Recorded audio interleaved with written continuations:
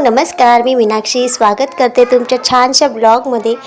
तर इथे बघा, आज आहे शनिवार. हा शनिवार संध्याकाळपासून मी हा व्हिडिओ शूट करण्यासाठी घेतला होता. तर इथे बघा, उन्हाळ्यामध्ये पाऊस येतो आहे. म्हणजे शुक्रवारी रात्री पण पाऊस येऊन गेला, खूप जोराचा आला होता. आणि आता पण पावसाचं वातावरण आहे, पण पाऊस तर काही आला नाही. पण वातावरण बघू शकता तुम्ही, पूर्ण असं काळोखं आलेलं होतं, पूर्ण अंधार होत होतं.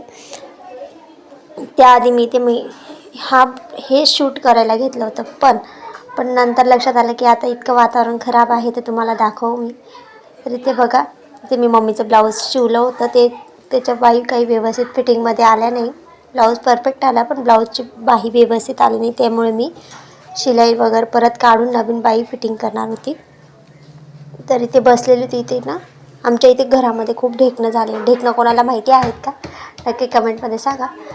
आणि ते ढेकणं इतके चावत आहेत मला, म्हणजे पूर्ण घरामध्ये आमच्या इथे फर्निचर वगैरे लाकडीचं आहे. तर सोफा वगैरे, बेड वगैरे आमचा इथे लाकडी आहे, त्यामुळे ते पूर्ण सोफ्यामध्ये, बेडमध्ये पूर्ण असे ढेकणं झालेले. आणि घराच्या बाहेर, ओट्यावर, ते सगळीकडे ते ढेकणं इतके डेंजर असतात ना, तर पूर्ण अंग वगैरे असं डायरेक्ट डाग पडून जातात, इतकी खाज येते. मोक्षूला, आम्हाला सगळ्यांना खूप ढेकणं पण चावतात. खूप स्प्रे वगैरे मारले गेला त्याच्यासाठी, सगळं करून बघितलं, पण काही फरक पडत नाही. ते जातच नाही, म्हणजे ते खूप डेंजर असतात. आमच्या घरात नवीन बांधकाम झालं होतं तेव्हा नव्हते, पण इथे आमच्या इथे बाजूचे लोक असे कौलारू घरं वगैरे आहेत, त्यांच्या घरामध्ये ढेकणं वगैरे आहेत ना, त्यांच्यामुळे ते कपडे वगैरे आमच्या इथे बाजूला सुकवायला टाकतात. मग त्यांचे ढेकणं आमच्या इथे भिंतीला लागून आमच्या घरामध्ये आलेले आहेत. तरी ते भांड्यांचा आवाज येतोय. मोक्षू मी काम करत आहे, तर मोक्षू इथे भांडे लावू लागतोय, मला पूर्ण पसारा करून टाकतोय. भांडे वगैरे धुतले गेले माझे. तर इथे सायंकाळचं 5 वाजेचं मी दाखवत आहे तुम्हाला. ब्लाऊजची शिलाई वगैरे काढून घेतल्यानंतर मी थोडा आराम केला. त्यानंतर इथे चहा पाणी झाला आमचा, भांडे वगैरे घासून झाले होते. मग नंतर मोक्षूच्या पप्पांनी आज मला लवकर स्वयंपाक करायला लावला होता, कारण आमच्या इथे शेजारी लग्न आहे, तर तिथे आज हळद होती, म्हणून तिथे हळद होती ना, मग आज तिथे हळदीचा कार्यक्रम आहे. तर त्यामुळे लवकर डीजे वगैरे चालू होईल आणि आम्हाला पण तिथे जायचं होतं. तर मी तर नाही जाणार, पण मोक्षूचे पप्पा, मोक्षू जाणार आहे. तर इथे मी पटकन आणि त्यांना आज मसाल्याची भाजी खायची होती. तर भाजी काय खायची ते तर काही सांगितलं नाही, पण मसाल्याची भाजी खायची होती. तर तोपर्यंत मी मसाला वगैरे भाजून ठेवत होती. त्यांना जे सांगतील नंतर ते करेल मी, पण त्याआधी मी इथे भात आणि पोळ्या करून ठेवणार होती, मसाला भाजून ठेवत होती. ते इथे मी खोबरं आणि कांदा भाजायला ठेवलेला होता गॅसवर. असं गॅसच्या फ्लेमवर भाजलेलं चांगलं नाही राहत शरीरासाठी, मला माहिती आहे, पण मला तसंच आवडतं खायला. त्याच्याने तरी वगैरे, म्हणजे अशी भाजीला आमच्या इथे ना असं छान तेज आवडते, एकदम तिखट खायला आवडतं, आणि तरी पण खूप आवडते.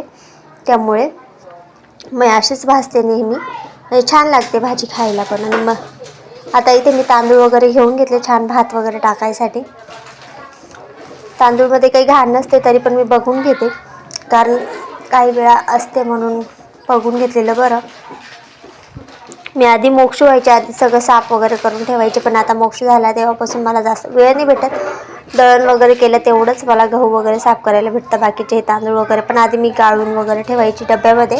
पण आता मोक्ष झाला ना तेव्हापासून जास्त मी त्याच्याकडे लक्ष देत नाही, जेव्हा लागेल तेव्हाच बघते.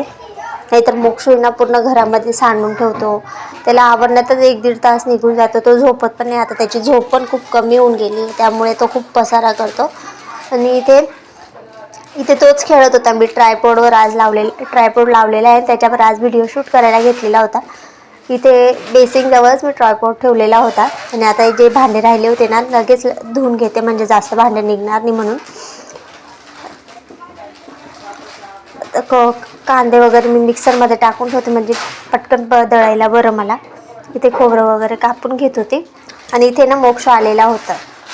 आता बघा पुढे दिसेल मोबाईल, मी ट्रायपॉड खाली ठेवलेला होता ना, तर मोक्ष आला तिथे आणि ट्रायपॉड खेळायला मागतो तो. आणि त्याच्यामुळे ना माझा आज 2 वेळा मोबाईल खाली पडून गेला. तर फुटेल का काय याच्या भीतीने मी परत त्याला वरती घेतलं ट्रायपॉड. खूप त्रास देत होता तो, आणि त्याच्यामध्ये आज खेळायला त्याची फ्रेंड पण आलेली आहे. आता मोठा होत चालला ना, तर जास्त आगाऊपणा करायला लागलाय, त्याच्यामुळे ड्रायफ्रूट लावायला पण भीती वाटते, काही काही वेळा मी व्हिडिओ पण नाही बनवत. आणि जेव्हा वेळ भेटला की तेव्हा आठवलं की व्हिडिओ बनवायचा आहे, पण तेव्हा मोक्षू जागा असतं, मग तो काही झोपत नाही सध्या आता तरी ते मी मसाला वगैरे छान पेस्ट वगैरे करून ठेवून देते. जेव्हा ते सांगतील ना तेव्हा मी ती भाजी बनवेल. आधी पोळ्या आणि भात बनवून ठेवून देते.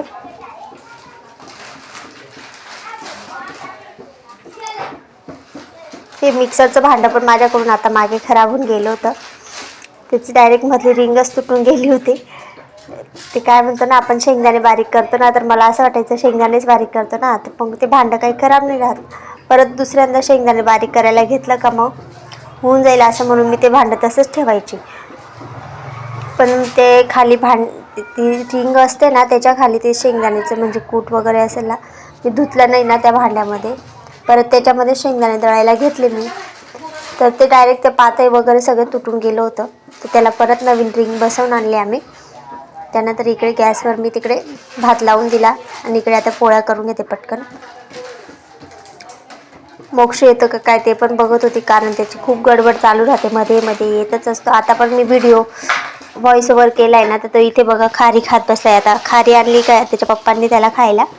त्याला बाहेरचं खायला नाही सांगितलंय, पण तरी पण काही ना काही आणतच राहतात ते. आणि नाही पण आणलं ना तर तो असं आमच्या इथे बाजार असतो ना, ज्या लेडीज जातात ना बाजारवरून, त्यांना आजी आई म्हणून बोलतो. छान आवाज देतो त्यांना. आणि त्यांच्याकडून त्यांच्या पिशवीत काही असलं ना, पेढे वगैरे काही आणलेलं राहिलं ना त्या लोकांनी, त्याला मस्त देऊन जातात. आपण नाही सांगितलं ना, त्यांना असं वाटतं हिची मम्मी नाही म्हणते मुलगा मागतोय, त्यामुळे बिचारे देऊन जातात. पण तो काही ऐकत नाही. छान बोलतो, आवाज छान देतो, आई आई म्हणतो आणि त्यांच्याकडून काही ना काही घेऊन घेतो. तिथे बाहेर मुलं पण खेळत राहिले ना, बेडवरती बसतो, उभा राहतो मस्त आणि त्यांना आवाज दे दे करतो. आणि त्यांच्याकडून पण काही ना काही कुरकुरे वेपर्स वगैरे घेऊनच घेतो. त्याला ते खायला नाही लावले, पण लहान मुलं ऐकत नाही, ते खाल्ल्याशिवाय त्याचं काही राहिलेच जात नाही. त्याला भाजी पोळी खायला लावली पण ऐकत नाही तो. आणि फिडिंग वगैरे पण बंद करायला लावली तर तो ते पण ऐकत नाही. ते मी हळूहळू प्रयत्न करते त्याचं बंद करायचा, पण तरी पण त्याला काही राहिले जात नाही. काही मुलं पटकन सोडून देतात आणि काही मुलं ऐकतच नाही. तशातलं मोक्षू आहे, काही ऐकत नाही आमचा मोक्षू. इथे पण ना व्हिडिओ शूट करत होते ना, तेव्हा पण बघा आता मी इकडे स्वयंपाक करत होते ना, तर मोक्षूचे पप्पा इकडे कपडे प्रेस करत होते. मोक्ष त्यांना कपडे पण प्रेस करू देतात. आणि ते भांडे धुतले ना, ते भांडे काढून घेऊन पळून जातो. तो काहीतरी पसारा करतो तेव्हाच त्याला शांतता वाटते. आणि इथे माझी पोळी जळून गेली होती बघा. त्यानंतर आता इथे बेसन पीठ भाजून घेते. तर मोक्षूच्या पप्पांनी मला वांग्याची भाजी सांगितली मसाल्याची करायची. आता ते पोळ्या वगैरे झाल्यानंतर त्यांनी सांगितलं की आता तू मसाल्याची भाजी करते ना, तर मग वांगे करून टाक भाजीला. तर मग आता मी बटाटे आणि वांगे मिक्स करेल मसाल्याची भाजी म्हणून. तर हे वांगे आणले होते मी लग्नाच्या आधी. काही भाजी वगैरे आणायला जायचं नाही राहायचं मम्मीच्या घरी, पण लग्न झाल्यापासून ना मी बाजार वगैरे स्वतः मीच जायला लागली आहे. कारण आमच्या आईची तब्येत खराब असते ना, तर मग मी जाते बाजार वगैरे करायला. मला नवीन नवीन कसा करायचा काहीच कळायचं नाही, पण त्यानंतर मी हळूहळू एखादी लेडीज सोबत जायची ना, तर त्यांचं बघायची ते कसे घेता काय घेता. नाही तर मला भाव वगैरे काहीच करता यायचं नाही. तर ते बेसन पीठ भाजलं होतं ना, मी त्याच्यात पाणी टाकून असं छान पेस्ट बनवून घेतली. ते टाकलं भाजीची उकळी आल्यानंतर ते टाकायचं असतं, त्याच्याने भाजी घट्ट होते. तर इथे भांडे राहिलेले होते थोडेसे, ते पण घासून घेते म्हटलं. भाजीत पाणी जाऊ नये म्हणून मी ती ताटीकडनं झाकून ठेवलं. तर भाजी वगैरे घ्यायचं मला काही समजायचं नाही, तर मी कोणासोबत जायची ना, तर कसे बार्गेनिंग करता काय करता सगळं बघायची. आणि मग मी पण आता हळूहळू शिकली. मला पण आता घ्यायला जवायला लागलं. नाही तर पहिले मला एवढं कळायचं नाही. ज्या भावात दिलं मी त्याच भावात घेऊन यायची. जितके पैसे मागितले तितके देऊन यायचे मी. मला काही म्हणजे कधी केलीच नाही आहे, कारण आमच्या घरी माझ्या मम्मी पप्पांच्या इथे भाजी स्वतः विकायचे, त्यामुळे आमच्या घरी भाजी वगैरे घ्यायला काही बाहेर जावं लागायचं नाही. ते स्वतःच घेऊन यायचे. माझा भाऊ आणून द्यायचा. पण इथे लग्न झाल्यापासून मी स्वतः जाते बाजारात. तर आता मला हळूहळू शिकायला जमलं. तर इथे किचन वगैरे पण साफ करून घेते. त्यानंतर मग किचन वगैरे साफ होतंय तो झालं की मग आता भाजी वगैरे उकळेल तोपर्यंत शिजली का पुढच्या घरामध्ये मोक्षूने किंवा त्याच्या पप्पांनी पसारा करून ठेवला आहे आज कपड्यांचं, ते आवरायचं होतं मला. चला किचन तर साफ झालं होतं माझं. आता हे अंड्यातलं पाणी वगैरे थोडंसंच होतं, ते फेकून दिलं. आणि उद्या पाणी येईल ना, मग ते धुवून ठेवावं लागेल. आता भाजी शिजली का एक वेळा चेक करून घेते, नाही शिजली ती. ताट खूप गरम झालं होतं आणि मला डेंजर चटका लागला. तर मी भाजी करताना पण व्हिडिओ दाखवणार होती, पण तेव्हा माझा मोबाईल पडून गेला, तर ट्रायपॉडमधून निघून पडून गेला होता. पण आता नवीन ट्रायपॉड लावला. मोक्षू तिकडे बाहेर गेला आहे त्याच्या आजीसोबत, तोपर्यंत मी इथे आवरून घेत होते. ट्रायपॉड परत नवीन लावला.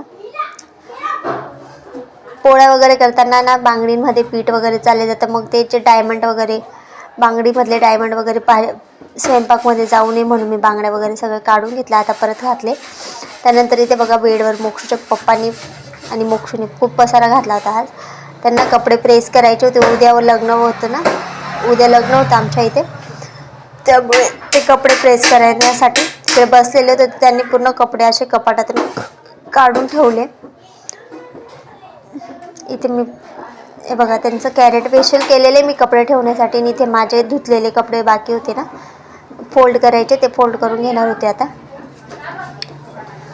आता हे जे कॅरेट दिसते ना व्हाईट कलरचं, ते मी माझ्या मम्मीकडून आणलेले. माझ्या पप्पांनी ते फ्रूट विकतात ना, तर त्यांच्या इथं होतं. तर त्याच्यामध्ये कपडे मी म्हटलं कपाटामध्ये छान स्टोअर करून ठेवता येईल आपल्याला एकसारखे, म्हणजे ज्याचे त्याचे कपडे त्याच्या याच्यामध्ये राहील. पण काही नाही, जसं किती पण काही केलं ना तर बाहेरच निघतात. आता मोक्षूच्या पप्पांचे कपडे होते ह्या कॅरेटमध्ये, पण मोक्षूच्या पप्पांनी सगळे कपडे बाहेर काढून ठेवले. माझे आणि त्यांचे कपडे एकत्र ठेवायचे मी, तर ते पूर्ण कपडे पाडून ठेवायचे. एक काही ड्रेस वगैरे घ्यायला गेले का सगळे कपडे पाडून ठेवायचे. पण आता हे कॅरेटमुळे जास्त नाही, पण थोडासाही फायदा झाला आहे माझा. त्यांचे कपडे ते व्यवस्थित त्याच्यातून काढतात, परत त्याच्यातून व्यवस्थित ठेवता येतं त्यांना. हो, तर इथे मोक्ष आवाज देतोय. वरती डब्यावर, पिठाच्या डब्यावर चढून गेलेला आहे तो, आणि तिथून काही ना काही काढत राहतं त्या कॅरेटमध्ये. इथे पण मी किचनमध्ये एक कॅरेट ठेवलेलं आहे ना, त्याच्यामध्ये त्याचा सामान ठेवलेला आहे खाण्यापिण्याचा. तर तिथे डब्यावर चढून गेला आणि त्याच्यातून तो सामान काढतोय. तर आता इथे मोक्षूच्या पप्पा कपडे प्रेस करत होते ना, त्याच्यात त्यांना हा शर्ट पण प्रेस करायचा होता. त्यांच्या शर्टचं बटन निघून गेलेलं होतं, तर त्यांनी मला सांगितलं याला आधी बटन लावून दे, म्हणजे मी याला पण प्रेस करेल. तर मी ते बटन वगैरे तर लावून घेतलं, पण त्यांनी काही कपडे सगळे प्रेस करून झाले, पण हा शर्ट काही केला नाही. मला असं वाटलं एकाच साईडचं बटन तुटलं आहे, पण एका साईडचं नाही, दुसरीकडून पण तुटलेलं होतं, म्हणजे निघून गेलेलं होतं. काय देऊ? तर इथे बघा मोक्षू आहे ना असं खायला नाही मागत आहे, फेकायला मागत आहे बघा. काही ना काही मागत राहतो, नुसता त्रास देतो हा मुलगा. तुमच्या घरात आहे का अशा आगाऊ बाळ? आम्हाला नक्की कमेंट करून सांगा. आणि आजचा व्हिडिओ तुम्हाला कसा वाटला नक्की कमेंट करून सांगा. तर इथे ना मी बटन वगैरे लावून घेतलं, आणि मोक्षूची पण तयारी करायची होती. त्याचे पप्पा त्याला हळदीला घेऊन जाणार होते. तिथे आज DJ वगैरे वाजेल ना, तर त्याला बघायला आवडतं. त्यांचे कपडे प्रेस करून झाले होते. आता बघा, आता मोक्षूची तयारी करून दिली. आला होता तो आजींसोबत, आता तयारी करून दिली, चालले त्या हळदीला. तर कसा वाटला व्हिडिओ नक्की कमेंट करून सांगा.